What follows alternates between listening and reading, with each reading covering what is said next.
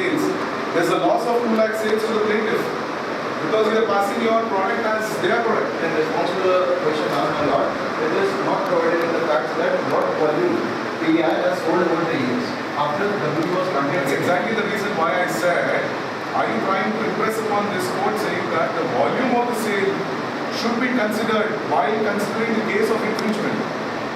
Is that your contention? Yes, yes, my lord. Okay, go ahead. Outstanding quantity. Further on in the case of East African Remedies Private Limited versus Wallace Pharmaceutical, where the plaintiff used trademark Privox and defendant had adopted the trademark Privox for the pharmaceutical application. The product which was sold by plaintiff under the trade name Privox was not readily available in the market. In this case, the court held that adoption of the trademark by the defendant appeared to be honest and bona fide. No likelihood of confusion occurs in this situation. In the present case, also, my lord, no confusion occurs in this case. Furthermore, another case of my lord in Group Pharmaceuticals versus A.H. Robbins, the court held that rival marks cannot be held to be deceptively similar, as the